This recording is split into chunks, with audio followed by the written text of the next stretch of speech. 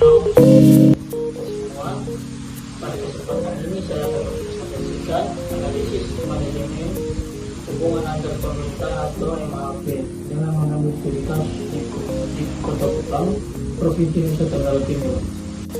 Manajemen hubungan antar pemerintahan merupakan konsep yang membahas bagaimana hubungan koordinasi, pembagian kewenangan, serta kerjasama antar pemerintah pusat, pemerintah provinsi, dan pemerintah kabupaten atau kota dalam penyelenggaraan pemerintahan, dalam pelayanan publik. Dalam prakteknya hubungan antara pemerintahan ini tidak selalu berjalan ideal. Oleh karena itu, melalui analisis kasus ini kita dapat memahami permasalahan nyata yang terjadi sekaligus merupakan solusi dan rekomendasi kebijakan. Kasus yang dianalisis adalah hubungan dan koordinasi antar pemerintah dalam pengelolaan pembangunan dan proyek publik di Kota Kupang. Kota Kupang sendiri sebagai ibu kota Nusa Tenggara Timur memiliki posisi strategis dari pusat pemerintahan, ekonomi maupun pelayanan publik. Namun dalam pelaksanaan pembangunan pelayanan dasar seperti air bersih, persampahan, dan infrastruktur perkotaan seringkali melibatkan lebih dari satu level pemerintahan. Kondisi ini menuntut adanya koordinasi yang kuat antara pemerintah pusat, pemerintah provinsi NTT, dan pemerintah Kota Kupang agar kebijakan dan program dapat berjalan efektif dan tidak saling tumpang tindih. Ada beberapa permasalahan utama dalam kasus ini. Permasalahan yang pertama adalah lemahnya koordinasi antar pemerintahan dalam banyak program pembangunan. Masing-masing level pemerintah sering berjalan dengan agenda dan prioritasnya sendiri, sehingga koordinasi tidak optimal. Ada juga permasalahan kedua, yaitu adalah tumpang tindih kewenangan. Meskipun bagaimana kewenangan telah diatur dalam Undang-Undang Nomor 23 Tahun 2014, dalam praktiknya masih terjadi kebingungan mengenai siapa yang bertanggung jawab penuh atas suatu urusan tertentu. Terus ada permasalahan yang ketiga, yaitu keterbatasan pendanaan dan hubungan keuangan. Pelaksanaan kerjasama dengan program bersama sering terkendala oleh keterbatasan anggaran daerah serta ketergantungan pada transfer dan pemerintah pusat. Permasalahan keempat adalah kelembagaan kerjasama yang memuaskan. Forum atau mekanisme kerjasama antara daerah belum dimanfaatkan secara maksimal sebagai sarana koordinasi dan pengambilan keputusan bersama. Permasalahan yang kelima adalah monitor dan evaluasi belum berbasis kinerja dan berkelanjutan.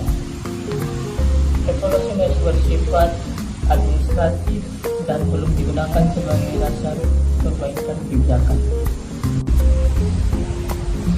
Analisis kasus berdasarkan konsep manajemen hubungan antar pemerintahan.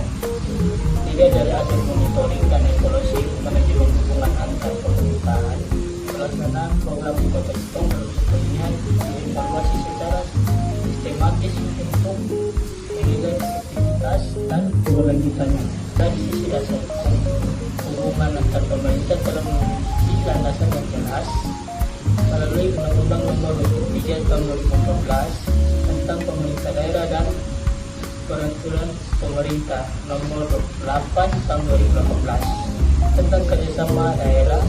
Namun kendala utama terletak pada implementasi di lapangan. Dalam konteks hubungan antar kewenangan pusat dan daerah, hubungan masih cenderung bersifat hierarkis, bukan kolaboratif.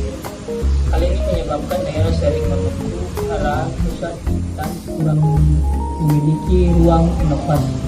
Dari hubungan antara pusat dan daerah, ketergantungan fiskal daerah menghambat kemandirian dan keberlanjutan kerjasama antar pemerintahan.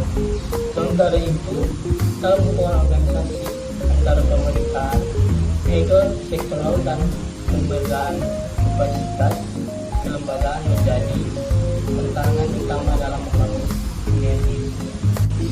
Berdasarkan berbagai praktik MHP di Indonesia, dapat dipetik beberapa pelajaran penting, yaitu perlunya kejelasan pembagian kewenangan, terus adanya komitmen politik dan dari pimpinan daerah, terus penguatan kelembagaan kerjasama,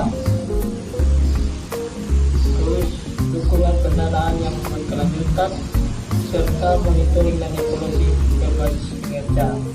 Prinsip-prinsip ini dapat menjadi rujukan bagi penguatan MHP di Kota Kupang.